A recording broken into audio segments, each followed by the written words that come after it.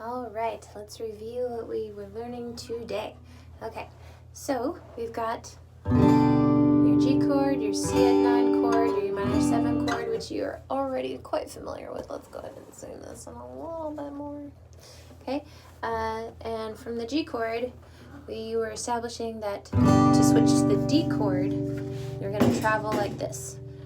Middle finger is going to go to the first string, index is going to go to the third, pinky is going to come off, and I like to do it in that order. You, of course, can find your own order that makes you feel more comfortable with it, but that's the order I do. So then going in reverse, I add the pinky, I'll travel with the middle and then the index.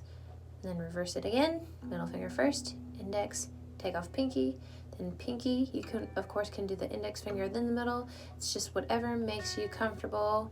You could even do pinky first and then travel those.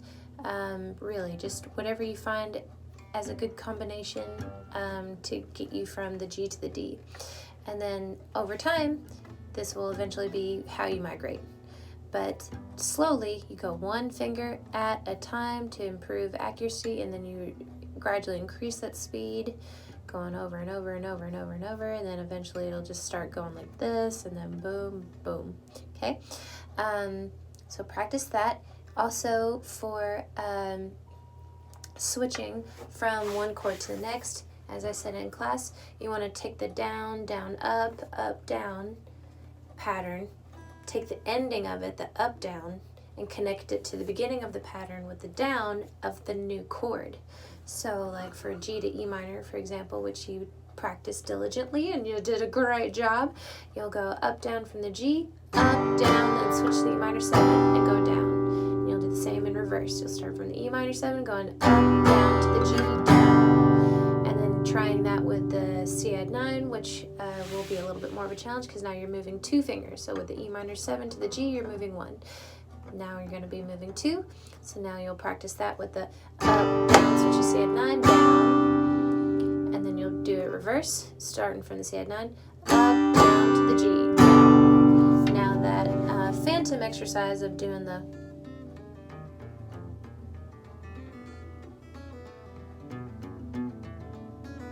will help with remembering, getting that muscle memory down for the equidistant traveling between strings. So if you can do that a couple times, a day with each finger, pinky's not as crucial as these first three, but if you're doing that little exercise, this will become more familiar and will be easier to do simultaneously.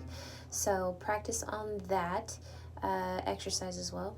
But then this, do the same thing like you did with the G to the E minor 7. Go up, down, switch, down, and then from the C9 to the G, up, down to down. And remember, I'm looking for that fluidity to where your hand's not stopping or hesitating, to where you're going like up, down, down. You want to get that up, down, down, like your arm's just anticipating that move, up, down, down, up, down, down, okay? And then the most difficult one will be, of course, the traveling to the D.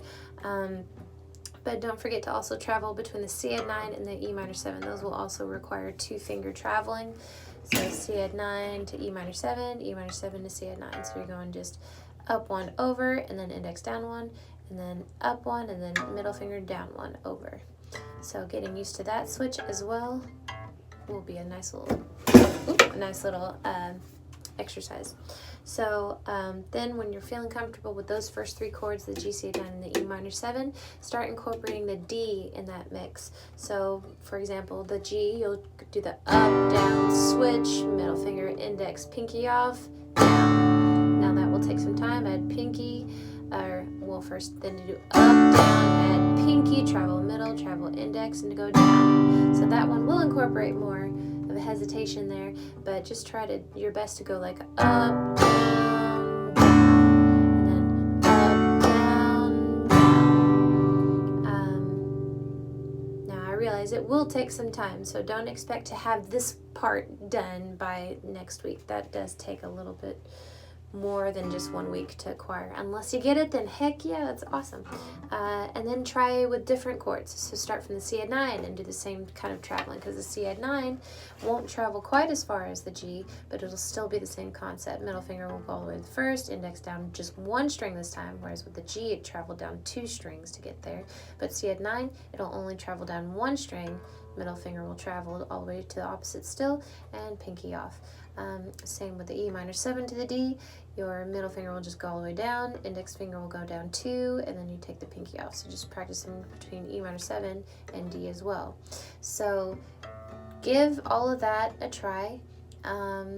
Try it with just the ending of that pattern, and then when you're feeling comfortable with all of that, try the whole pattern and see how you do with switching.